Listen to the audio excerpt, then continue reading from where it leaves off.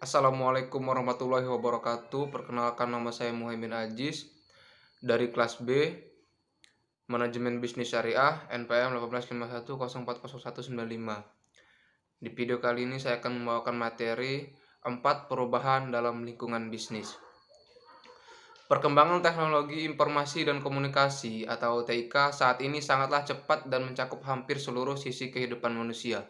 Bisa dikatakan bahwa secara individu maupun kehidupan berkelompok, bermasyarakat, berorganisasi, dan lainnya tidak bias lepas dari TIK. Pesatnya perkembangan TIK sejalan dengan semakin kompleksnya kebutuhan dan permasalahan yang dihadapi oleh manusia sebagai pengguna dan penerima manfaat dari TIK tersebut. Salah satu peran TIK yang signifikan dampaknya adalah pada aktivitas bisnis, baik secara individu atau organisasi.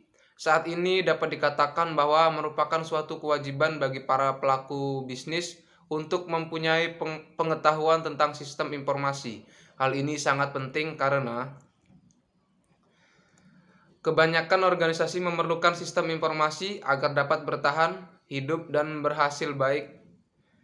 Peran dari sistem informasi diantaranya adalah dapat membantu perusahaan memperluas jangkauan kerja dan jaringan pasarannya, bias menciptakan inovasi baru dalam aktivitas bisnis dan lainnya. Keempat perubahan tersebut dapat dijelaskan sebagai berikut. Yang pertama, munculnya ekonomi global. Salah satu hal yang berpengaruh pada pertumbuhan ekonomi suatu negara adalah aktivitas impor dan ekspor barang. Di kawasan ASEAN, pada tahun 2015 akan dimulai era pasar bersama dalam wujud ASEAN Economic Community atau disingkat AEC.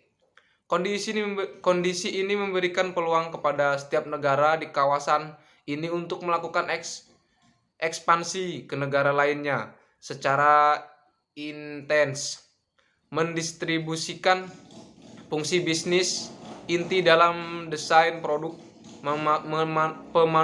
pemanufakturan, finansial, dan dukungan pelanggan ke berbagai lokasi di negara-negara lainnya, di mana pekerjaan dapat dilakukan secara lebih efektif dari segi biaya. Yang kedua, transformasi ekonomi industri.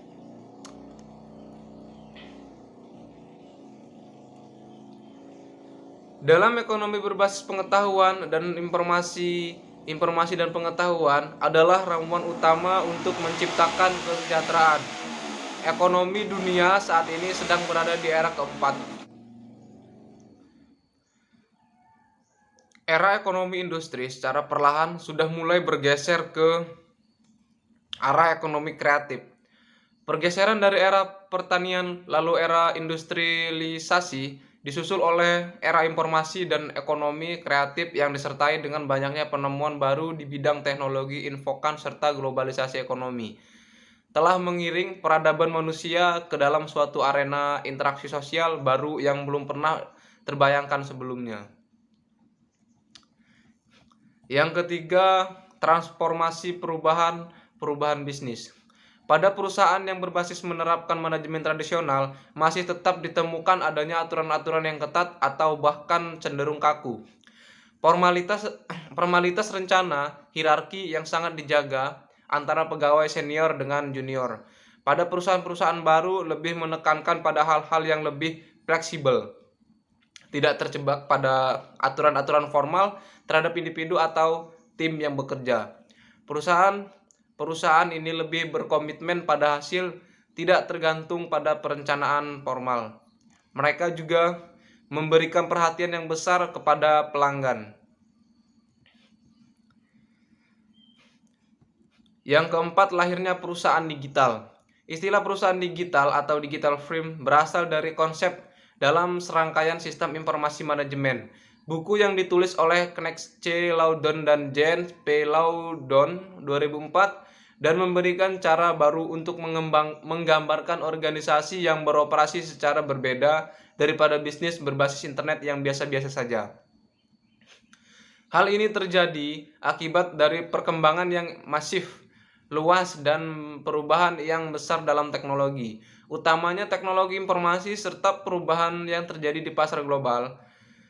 Perusahaan digital menempatkan penekanan pada digitalisasi proses bisnis dan jasa melalui teknologi dan sistem informasi yang canggih.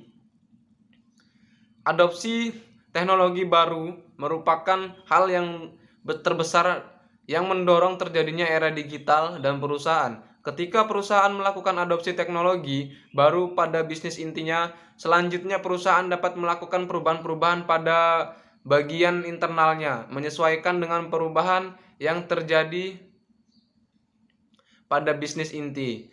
Tujuan dari perubahan-perubahan yang terjadi pada internal perusahaan tersebut adalah keterpaduan sinergi antara lini perusahaan dan saling melengkapi, keunggulan kompetitif, optimalisasi kinerja perusahaan, penghematan biaya yang ingin dilakukan oleh perusahaan, perubahan yang terjadi pada rantai pasok dan hubungan dengan para pelanggan. Baik, itu saja materi yang dapat saya sampaikan. Kurang lebihnya saya mohon maaf. Pada Allah saya mohon ampun.